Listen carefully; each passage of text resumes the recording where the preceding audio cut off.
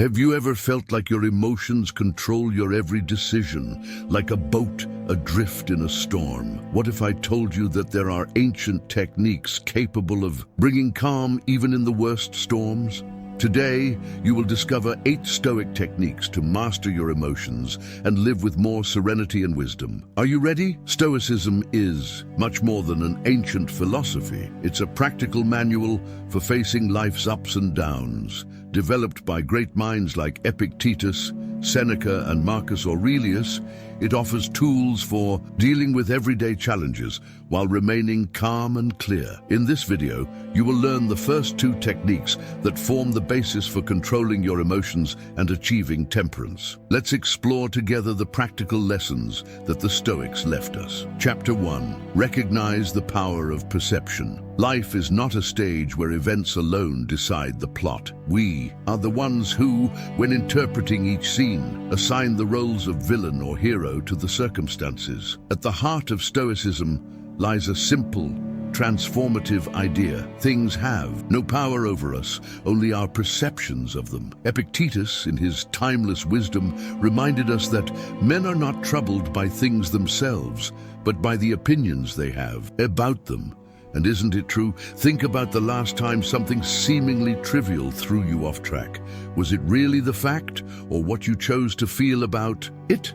Imagine driving home after a long day, looking forward to some downtime, but stuck in paralyzing traffic. Every horn, every stopped car seems to be an insult to your patience. Anger flares up, and the world suddenly seems to be conspiring against you. However, ask yourself, is it the traffic that really irritates you, or the way you perceive it? If we analyze it coldly, traffic is just a pile of cars that follow the laws of movement. Nothing more. When you practice Stoicism, you learn to separate external events from your internal reactions. This separation is liberating. Imagine a man named Henrique, whose day was marked by a cancelled meeting and postponed deadlines. Before knowing Stoicism, he would have given in to frustration, perhaps taking out his irritation on those who least deserve it. But upon learning that it is his perception and not the event that generates the anguish, Henrique decides to look at the situation from another perspective. He reflects, "This is out of my control. What can I do now that it is within my power?" Training this perspective requires patience and practice. Start with small exercises. When something bothers you, pause and ask yourself, am I interpreting this fairly? Or am I amplifying an issue that is essentially neutral? This simple moment of introspection can be the difference between a ruined day and a transformed day. Also, remember that our minds tend to dramatize. We are scriptwriters of tragedies on a stage that often doesn't even require that much. Recognize this pattern and question your internal narrative. By training your perception, you will become not only calmer but also wiser, able to deal with challenges in a balanced way. Chapter 2. Practice temperance. There is an invisible thread that connects all of our decisions, emotions, and desires, and that thread is called temperance. Stoicism teaches us that living in balance is an art that requires constant practice. Marcus Aurelius, in his Quest for a Serene Life, wrote, "You have power over your mind, not over external events." This phrase alone is a guide to cultivating temperance in the midst of chaos. To understand how temperance works, imagine Clara, a professional who is constantly overwhelmed. Your days are a whirlwind of meetings, unattainable goals, and stolen moments of rest. One day, while reading about the Stoics, she realizes that her emotional exhaustion doesn't just come from her workload, but from the way she allows herself to be carried away by it. Clara decides to adopt temperance as a guiding principle. Clara's first step is to create small rituals. When she wakes up, she takes 5 minutes to reflect on her priorities for the day. This moment of calm is your shield against excesses. During the day, whenever she feels overwhelmed, she takes a deep breath and reminds herself that rushing doesn't bring efficiency. At night, Clara does a mental review, identifying the moments in which she maintained or lost her emotional balance. Temperance is not a theoretical virtue. It is practical, tangible, and can be applied in every daily interaction. She teaches us that by avoiding extremes, we find clarity and strength. When we get angry with someone, temperance asks us to pause, to observe our emotion before reacting. When we feel tempted to overindulge, whether with food, drink, or even work, she reminds us that excess never leads to true satisfaction. Practicing temperance is like strengthening a muscle. At first, it requires conscious effort. Over time, it becomes part of who you are. And so, you discover that true freedom is not in giving in to every impulse, but in choosing your responses consciously and thoughtfully. After all, temperance is the art of living with intention, without letting fleeting emotions guide your destiny. Chapter 3, Memento Mori, Remember Mortality. There is something profoundly transformative about contemplating one's own finitude, not as a morbid exercise, but as a powerful reminder that time is limited and therefore precious. The Stoics, with their practical wisdom, invite us to reflect on mortality, not to frighten us, but to awaken us. Marco Aurelio, in his Meditations, wrote, "You can depart from life at any time. Let it determine what you do, say, and think." This reflection, contrary to what many imagine, is not an invitation to despair, but a compass that guides our priorities. Imagine a young woman named Helena who lived immersed in trivial concerns. She constantly put off her dreams, waiting for the right moment. After a chance encounter with the writings of Marcus Aurelius, she began to practice the Memento Mori, the daily reminder that life is finite. This led her to question, if today were my last day, would I be satisfied with how I lived? This simple and incisive question changed his perspective. Instead of wasting time on insecurities, she began to prioritize meaningful moments, value important relationships, and seek meaning in her actions. The Memento Mori. It is a practice that challenges emotional procrastination. It forces us to face truths that we prefer to ignore, such as the fact that there will not always be a tomorrow to resolve issues or express feelings. By remembering that each day could be our last, we become more present, more intentional, and less willing to waste energy on things that don't matter. Furthermore, this reflection teaches us how to better deal with adversity. When we confront our mortality, we realize that many of the problems that consume us are insignificant in the face of the vastness of life. That argument at work, the late payment of a bill, the unpleasant comment from an acquaintance, all of this loses its weight when we remember that time is too short to be wasted on resentment.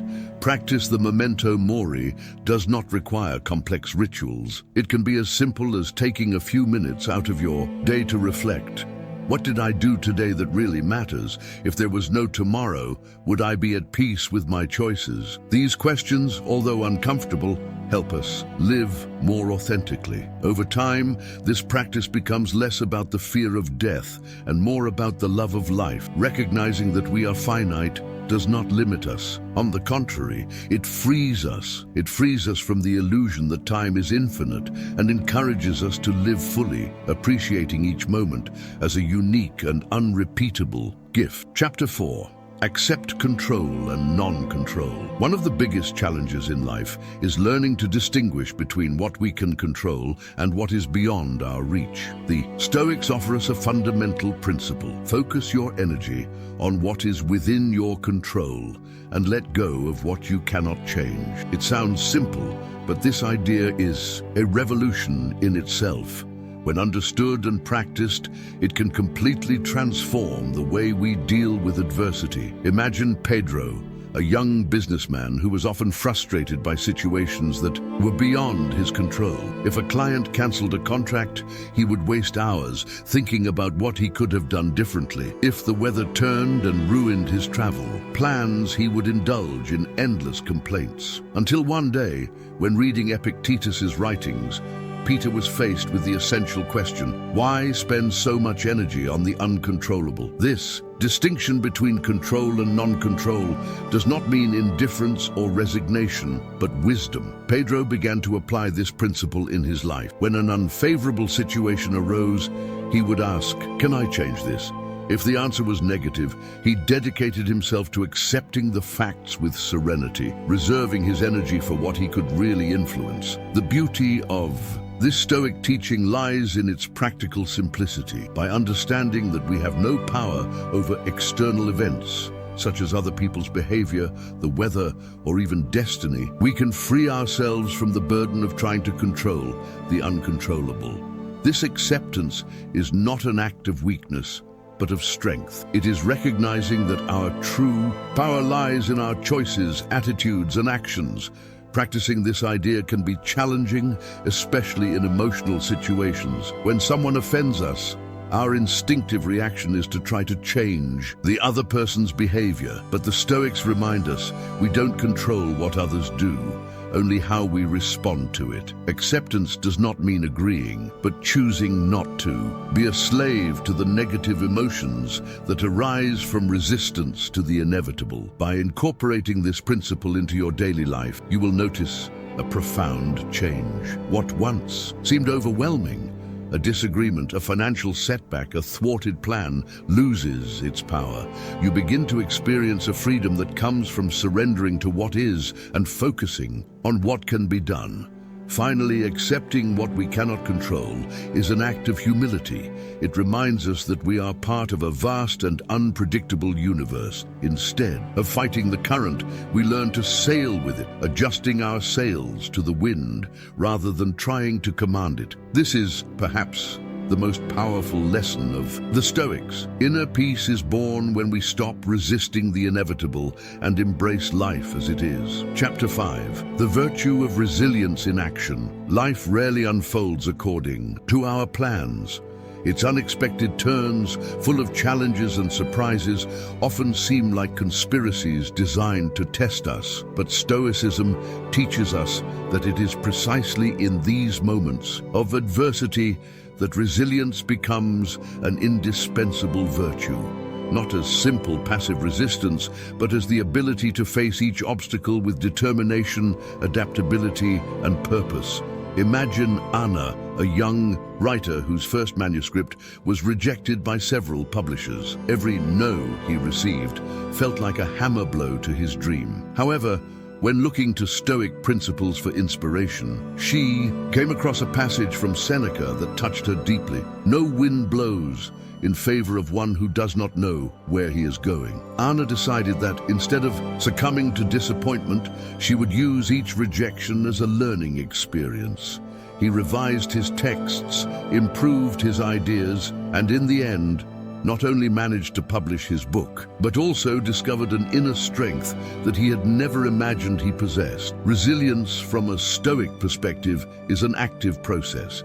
It's not just about enduring, but about transforming suffering into growth. Every challenge is an opportunity in disguise, a chance to expand the limits of what we believe we are capable of. Just as iron is tempered by fire, we are also shaped by the difficulties we face. This virtue requires, above all, a commitment to action. When faced with adversity, it is tempting to succumb to discouragement or paralysis. But the Stoics remind us that even when we can't change what happens, we still have control over how we respond. Action, no matter how small, is a step towards progress. Also consider that resilience is not something that can be built overnight. It is born from the constant practice of small choices. When we face setbacks, we can choose to focus on what is still in our power. Each decision to move forward, even when everything seems difficult, strengthens our ability to weather future storms. In the end, resilience teaches us that true success is not in avoiding difficulties, but in overcoming them. She reminds us that we are stronger than we believe, and that with patience and determination, we are capable of transforming even the darkest moments into sources of light and wisdom. Chapter 6. The Art of Cultivating Serenity. There is something deeply liberating about learning to remain calm in the midst of chaos. Serenity, as taught by the Stoics, is not the absence of problems, but the ability to remain steadfast in the face of them. It is a silent strength, a kind of safe haven that protects us from the storms of life. Imagine Roberto, a lawyer whose career seemed to always be in a state of emergency. Between tight deadlines, demanding clients, and the constant pressure to excel, he lived in an almost permanent state of anxiety. One day, after a particularly stressful episode, Roberto decided to explore the principles of Stoicism. He found a quote from Epictetus that changed his perspective. "It is not events that disturb us, but the view we take of them." Inspired by this idea, Roberto began practicing the art of serenity. He realized that serenity does not come from trying to control everything, but from accepting what cannot be changed and acting wisely in what is within your power. Instead of reacting impulsively, he began to pause, breathe, and reflect before making decisions. Gradually, he discovered that many of the problems that consumed him were not as urgent as they seemed. Serenity, however, is not a state that can be achieved once and for all. It's a daily practice, a conscious choice. It requires us to let go of the need for external approval, let go of the desire for immediate results, and focus on the present. Like a calm lake that reflects the landscape around it, our mind can also become clearer and more focused when we learn to cultivate it with patience. This inner calm is not passivity. Rather, it is a form of strength. When we are calm, we are able to see situations more clearly and make better decisions. We are less influenced by fleeting emotions and more aligned with our values and goals. As you practice serenity, you will realize that many of the problems that seemed insurmountable are actually opportunities for growth. Calm gives you space to listen, learn, and evolve. And most importantly, it allows you to find peace in the midst of turmoil, a rare and precious gift in a world that often challenges us to lose our balance. Chapter 7. The Search for Wisdom as a Guide to Life. Wisdom, so celebrated by the Stoics, is not a distant treasure guarded by a few enlightened people, but a beacon accessible to anyone willing to walk towards it. It does not require perfect answers or impeccable actions, but a tireless willingness to question, reflect, and learn from every moment that life offers. Wisdom, for the Stoics, is the foundation on which a full life is built, a silent guide that guides us even in the densest fog. Imagine Laura, a teacher who spent much of her life in search of certainty. She wanted definitive answers to the challenges she faced, believing that life should be an equation with clear solutions. However, when he came across the texts of Zeno of Citium, he realized that wisdom is not a point of arrival, but a continuous journey. Laura began to approach her experiences not as problems to be solved, but as opportunities to grow. This shift in perspective freed her from the burden of needing to have all the answers, allowing her to embrace uncertainty with curiosity rather than fear. The Stoics remind us that wisdom is not something we acquire passively. It is the result of practice and intention. It begins when we are willing to look within, question our beliefs, and challenge the standards we adopt without thinking. In a world that often values speed over depth, wisdom requires patience, a commitment to resist the rush to truly understand. The search for wisdom, however, does not mean living trapped in abstractions. For the Stoics, it is closely linked to practice. Knowing what is right is not enough. It is necessary to act in accordance with this knowledge. Marcus Aurelius wrote, "The happiness of your life depends on the quality of your thoughts." But he also emphasized that thoughts must be translated into actions. Wisdom, therefore, is not just contemplation, but a way of living, a daily effort to align our actions with our highest values. What makes wisdom so powerful is its ability to anchor us in the midst of uncertainty. It gives us tools to discern between what really matters and what is ephemeral, allowing our decisions to be guided by solid principles rather than fleeting impulses. When we face challenges, wisdom helps us stay calm, not because we have all the answers, but because we trust our ability to find a way, even in unfamiliar terrain. Also consider that wisdom is a quest that never ends. Each day brings new lessons, new challenges, and new opportunities to learn. And, like a plant that needs to be cared for, wisdom requires constant attention. It is not enough to read or reflect once. It is necessary to revisit the teachings, adapt them to changes, and apply them in different contexts. Furthermore, wisdom connects us with others. When we seek to live wisely, we inevitably become more attentive to the needs of those around us. We recognize that we are not isolated islands, but part of an interconnected network. This understanding encourages us to act with compassion, to listen more and judge less, realizing that each person is on their own journey. Finally, wisdom is not a burden, but a gift.